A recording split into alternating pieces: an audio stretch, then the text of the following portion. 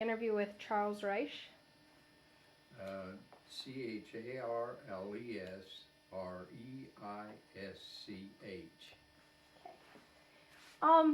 When did you officially join what's part of the branch, like what branch did you serve in? I served in the Marine Corps.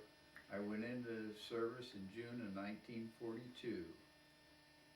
Wow. When did you stay in the States for a while, or did you go right over? Yes, I went through boot camp and went to communication school, and then was put into a unit to teach the first colored Marines that came into the Marine Corps in 1942. And after completing that assignment, I was put into a combat unit, the 23rd Marines, and trained with them until we went overseas as a fighting unit with 4th Division. Where did you fight in many major battles? I was involved in 2 landings in the Pacific, one in the Marshalls, Roy and the Moore, and the second one in Marianas at Saipan. Okay. Were you drafted or did you join willingly? No, I enlisted in the Marine Corps. At that time, they didn't have any inductees. It was all voluntary. And were you friends with anybody? Like, did you join with any of your friends, or did you not? Did you go in there not knowing anyone? Well, a friend of mine, we had been boyhood friends for many years.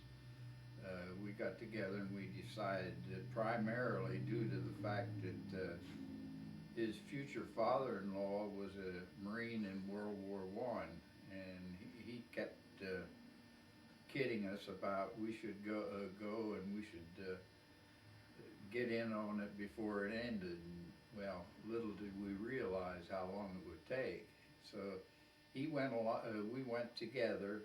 We joined together, and we were together for 3 weeks until the unfortunate situation where his mother passed away while he was in boot camp. So he came home on a 10-day leave, and we were then separated.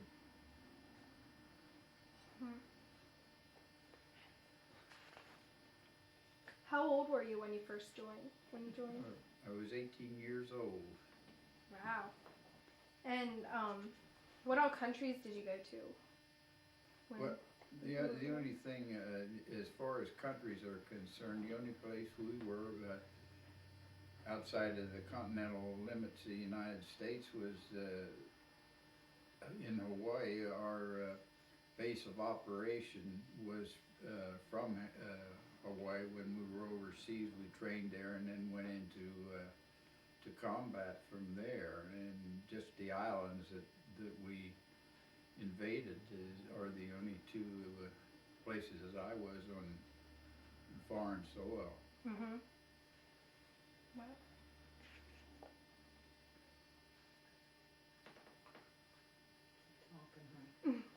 Just keep talking about your. Do you have any stories, like, did you get to go to any, like, I don't know, not fun spots, but did you get to do any sightseeing, or were they just all empty islands? No, we were on the island of Maui, which in today's culture is a resort area and very highly traveled by Americans and other national people. And at that time, we were at a base camp up in the mountains, and they used to allow us to have liberty 1 day a week, and we would go from 9 o'clock in the morning till 6 o'clock at night. We were not allowed to be there overnight, like when we were back in the States. And that was a very picturesque island, and I still can recall visually coming down out of the mountains, and on the long drive, it was going into Kaului. It was a large highway with palm trees on both sides. It just made a canopy, actually, going in, and you go in there in the morning. It was one of the most beautiful sights in the world, because it just took your breath away. It was quite picturesque. Did you make many friends through the war that you came out of it them? Like, that you came out of the war with? Well, yes, I had I made quite a number of friends, but there, as of today, there are just two that I can recall. One of them is a man by the name of Richard Schofield that lives in Florida, and another one is Joseph DeMarco that lives in Niagara Falls. And when I was in a communication platoon as a telephone repairman and switchboard operator, and we always worked in two-man teams. And Joe and I were at that time pretty husky fellows, and we could tote a pretty good load, and we would take turns with the big wire reels and the switchboard in itself. We would trade off, and while either, like if Joe was on the switchboard, then Dick and I were assigned the responsibility of laying wire or repairing wire to the various companies or to the observation posts, or whatever the situation might present itself.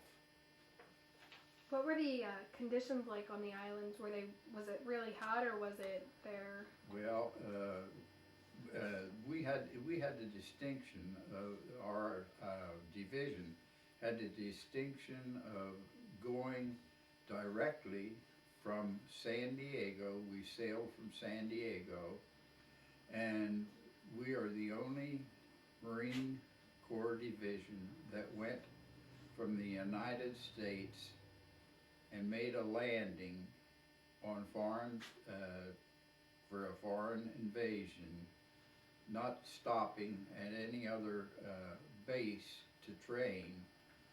And what was that question again? Oh, what were the conditions like? Oh, the conditions. Well, we came back after the operation in Roy Namur. We came back to Maui, and when we got to Maui, it rained for 11 straight days, and it was nothing but a muddy mess. Oh.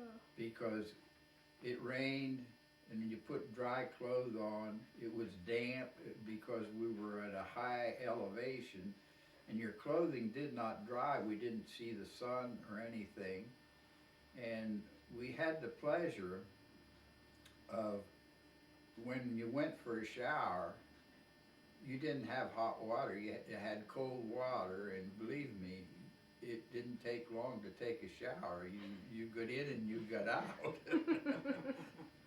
And no relaxing in the shower.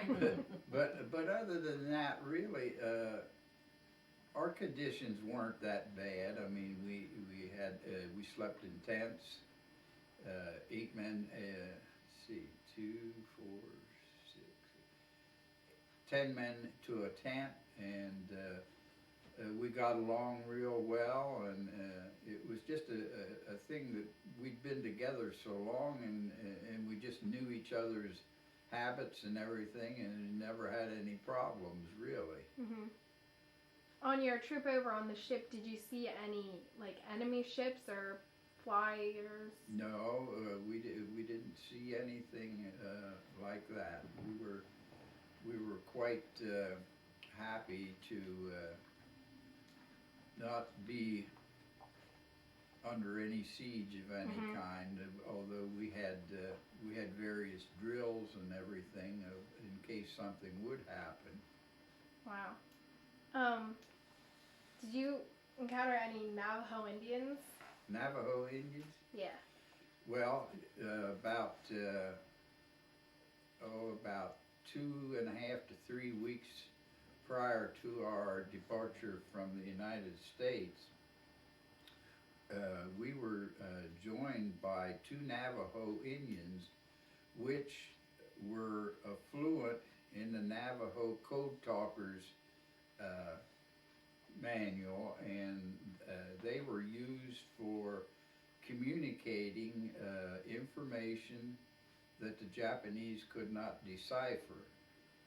And they were 2 of the most interesting fellows you would wish to meet.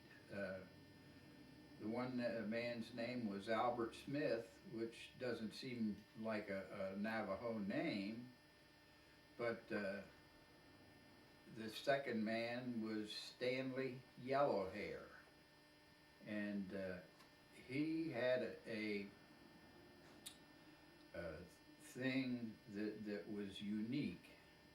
Often after we would have our meal in the evening, there would be a period of time between that and the time for us to go to bed, and he would take a piece of paper, and he would sit down and he would draw the most unique pictures of Indian life, of scenery and everything, and he was very, very meticulous in doing it, but it was just a pleasure to sit there and watch him do that. Wow. Did you become pretty good friends with them? Did they understand a lot of English? Oh yes, they were quite fluent in the English language. Mm-hmm. But this Navajo language was something they had mastered back in their culture. I think these 2 men were from the state of Arizona, and they were fluent in that, and they communicated. We heard them communicate very, very often back to headquarters and as to what the situation was. And I heard, is it true that you were supposed to protect the Code Talker as much as you could? Because I actually saw a movie on that with Nicolas Cage. Well, they were put in positions, and there was usually someone with them. Mm-hmm. I mean, a different telephone man or a intelligence man, a man that came out of G2 was with them to protect them, and I guess we never heard, like the movie depicts, that they were supposed to, if anything happened, they were to, should we say, eliminate them, so that the code would not be broken. But they did have people go along with them. Yeah. What was Saipan like?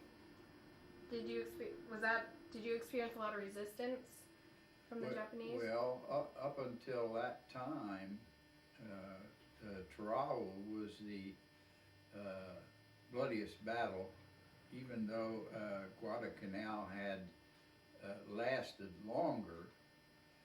but when Saipan, when the invasion of Saipan occurred, it turned out up until that time to be the bloodiest battle that the Marine Corps had been involved in. Mm-hmm.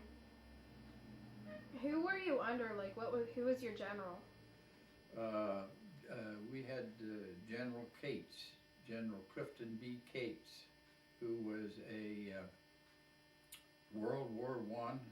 When he came out of World War I, he was a first lieutenant who had won the Navy Cross and a number of medals at that time, and he was a career man. And he came to our division shortly after it was formed. A man by the name of Brigadier General Underhill was our first general, and then Clifton Cates took over, and he was with us till the disbandment of the 4th Marine Division. He also later on in the 50s, he became Commandant of the Marine Corps. Okay. Wow. What was it like in combat? Well, if that's not too hard to explain.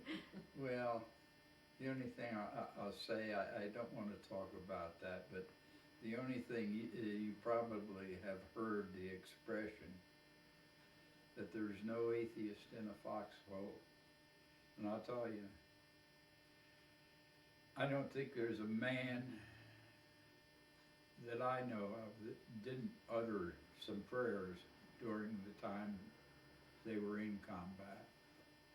And the man that said that he wasn't scared, I think is telling an untruth. Mm-hmm. When did you come back to the United States? I come back in 1944. I come back, and I guess it was September of 1944. From I was wounded on Saipan, and I was in the hospital from.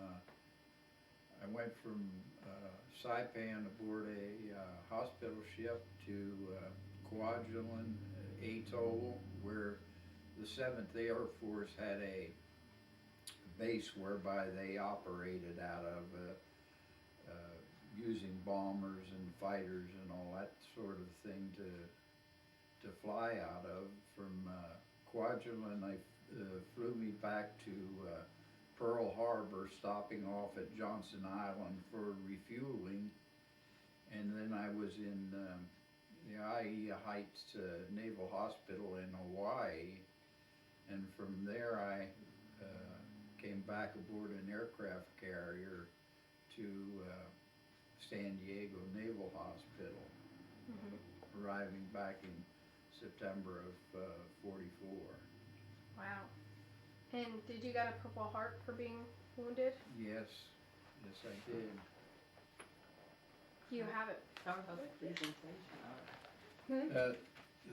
There was a unique thing about it. One of the highlights that I will have or had in my life was in 1944. President Roosevelt came to the Pacific, and they had set up a meeting between Admiral Nimitz and General MacArthur as to mapping out future operations in the Pacific. And what happened, President Roosevelt stopped at WWII Heights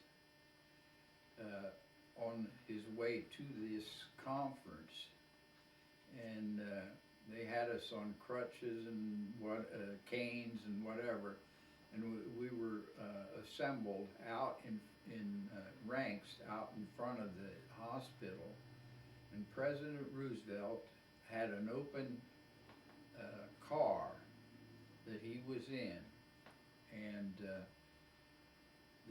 he came by us and stopped in the middle, and they had corpsmen with a Marine officer that had big trays of Purple Hearts, and as they walked down between the ranks and handed each one of us a Purple Heart, and after that had been completed, President Roosevelt talked to the group then.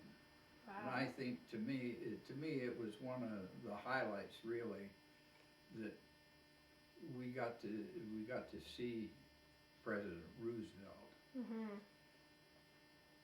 Wow, that's amazing. Do you have anything else you'd like to add? Any stories or? How about Bing Crosby? Kids up at Abby's school just love that. I Story. when I came back to San Diego, I met a man who was the businessman for Barry Woods, who was the singer on the Lucky Strike Hit Parade, which was a big feature at that time. This hit parade sang all the popular songs, the 10 top popular songs of the week. And Barry was a featured vocalist, male vocalist for that show. And this man's name was George, and we used to call him Double George. And they made a movie called Here Comes the Waves. It was a movie about the waves, the Navy waves, women's branch of the service. And they made the announcement that no Marine or sailor would be allowed to witness the premiere, which was held in the base theater. So George came to me and he said, would you like to see that movie? I said, well, George, we can't see it. You know what they told us. He says, I didn't ask you that. He said, I wanted to know if you wanted to see it. I said, well, I wouldn't mind. So he said, okay, after we have chow, he said, we'll go over to the theater. So we went over to the theater, to the back stage door, and rapped on the door, and Marine Guard came to the door, and George said to him, he said, we'd like to come in and see it. He said, oh, you can. He said, you know, you're not allowed to. Well, he said, okay. He said, do me a favor. He said, tell Jerry Colonna that George is out and he can't get in. Oh, he said, I can't do it. He says, go ahead, tell him. He said, and if he doesn't come to see me, he said, we'll leave. Oh, so the guy said, oh, all right. Well, about 5 to 10 minutes, the guard and Jerry Colonna came to the door, and it was quite a reunion between he and George. And George told him what the situation was, and he said, you mean they won't let you in? He said, no. Well, he said, I'll tell you what. And he turned around to the guard. He said, if these two men can't come in, he said, there won't be a show. The guard said, why? He said, well, there just won't be a show. He said, I'll go and tell Bing and Bob. He said, they won't let my friends in. He said, they won't go on with the show. He said, I'm going to go over and tell them what it is. So the guard says, okay, I'll go along. So it wasn't too long till the guard and jury came back, and the guard said, okay, you fellas can go in. So we went in, and we were backstage, but we had a place where we could see the screen and everything. And the nice feature of it was I was on crutches at the time, and Bing Crosby was married to Dixie Lee, and she was there also with him. And she was sitting on a chair there, and she saw me coming, and she got up and offered me her seat so that I could sit down and everything. Wow. So when after we were sitting down, here Bing Crosby and Bob Hope both came over to George and I and talked to us, shook our hands and all that. And I have somewhere that I've kept over all these years is a sheet of paper with Jerry Colonna, Bob Hope, and Bing Crosby's autograph on one sheet of paper. Wow. That's amazing. So, as a result, we were fortunate enough to view the premiere of Here Comes the Wave then. Fringe benefits, a good shot. Yeah. And the only thing about it was, the amusing part of it was, when Jerry came back with the guard who was on the door, the guard on the door, he said, "Well, you fellows come in," and he just smiled and he shook his head. He didn't say a word. That's a cool story. Wow. That's really neat. You have your medals there. Yeah, I can take the camera. I had. Here's a picture of him when he was 18. Okay. There's always one thing that I regret. This is Charles Reisch at 18. Okay, and you have your medals. Let's see. These are miniatures. Okay.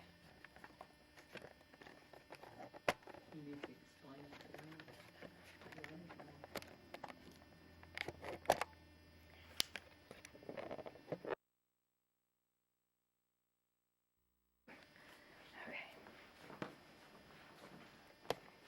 You gotta zoom in. This medal is the Victory Medal. This is the Asiatic Pacific Theater Medal. This is the American Theater Medal. And this is the Purple Heart Medal. Wow. And did you have these on your uniform? Well, these medals, usually, well, you don't wear those, but what you do wear are what they call campaign ribbons, are made up just like the top that you wear on your uniform. The only time you wear your actual medals when you're in the service is if you are in dress uniform and it's a formal occasion. Oh, okay. So, and then I have, there are no medals for it, but I have the Presidential Unit Citation with star, and I also have what we call the CAR, the Combat Action Ribbon. Oh, okay. So that was all of the things that You I received. And I know what the Purple Hearts were. What's the one with the blue for? This one here, this is for serving within a certain confine of the world. Okay. And this is the Pacific Theater that you were in, the Asiatic Pacific Theater. Yeah. And this is the Victory Medal, which signifies the fact that you were a member of the armed forces and we were victorious in that conquest. Wow. It's really neat.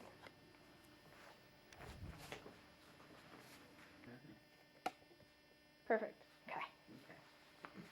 Something I regret not doing that I had the opportunity to do while being at the Bethesda Naval Hospital,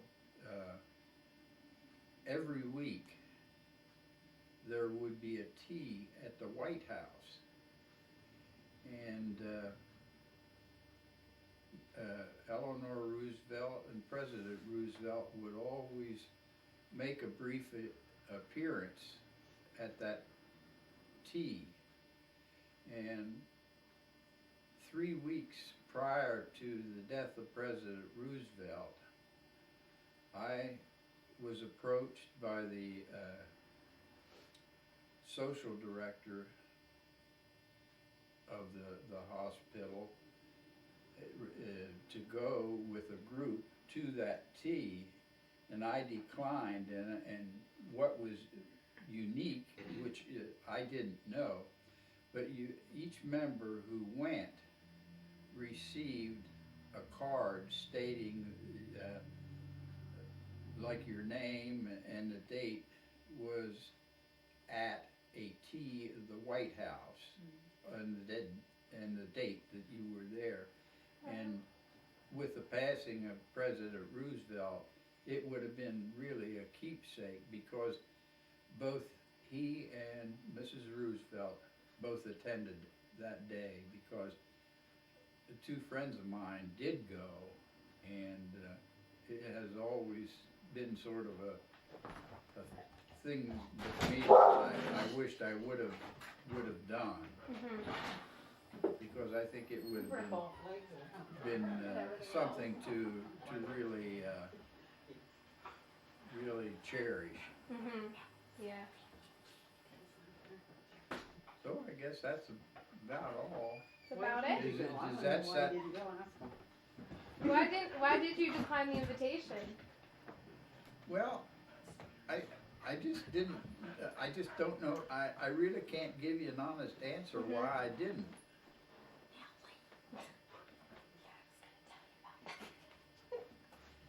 Yeah, just can't really give you an honest answer. It was just one of those things you did, and well, yeah. Why did you do it? You know. Exactly. Well, thank you very much. Would it- Nope.